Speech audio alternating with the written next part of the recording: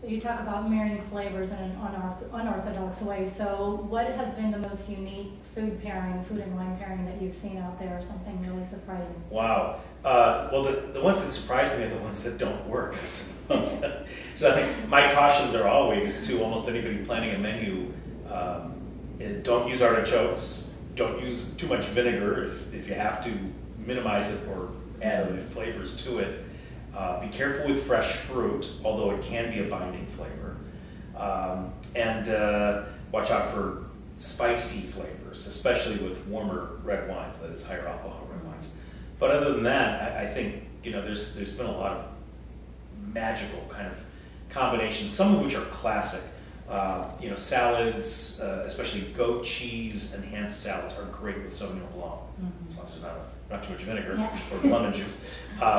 I have found so many meat, poultry flavors. When you add earthy components like mushrooms or truffle or root vegetables, you can really find some fantastic combinations with some older red wines, either Syrah based or Pinot Noir based.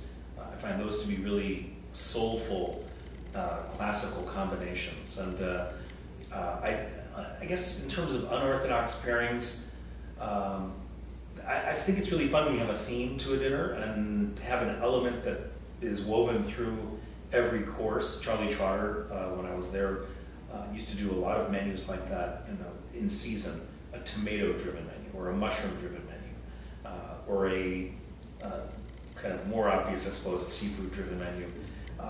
Sometimes we would have a spring menu with nettles and ramps and all those wonderful young spring flavors, fiddlehead ferns.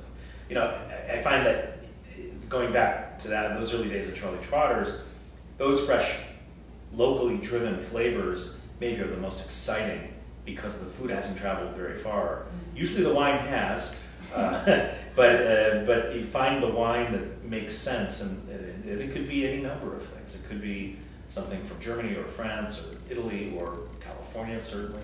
And I've even had great pairings of wines from Michigan, Texas, Colorado, Virginia, in the US. So it's a lot more to the wine business now than there used to be. I mean, think about it, in the entire Southern Hemisphere, which nobody really thought much about 25 years ago. And it's a great producing region. It creates competition for what we do, of course. Exactly.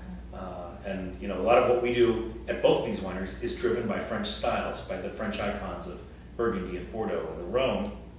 And I think that's been emulated by almost every wine culture around the world. So we have to keep on our toes, and our winemakers have to be aware of what's happening in other places. We're in competition for fruit, we're in competition for barrels, we're in competition for talent, viticulture, grape picking, what have you, and of course how we're represented in the field with a great team of salespeople. And I think people who really love our wines, who are on the floor in restaurants and on the floor in retail stores, bringing the message still. And I think that's what's great about wine. It's a human enterprise. It takes a lot of touch. It takes a lot of verbal knowledge. It takes a lot of experience and passion. And I find that when you convey those things, almost any food and wine pairing can work. Do you have a favorite go-to pairing that you will have to have something at home? What would it be?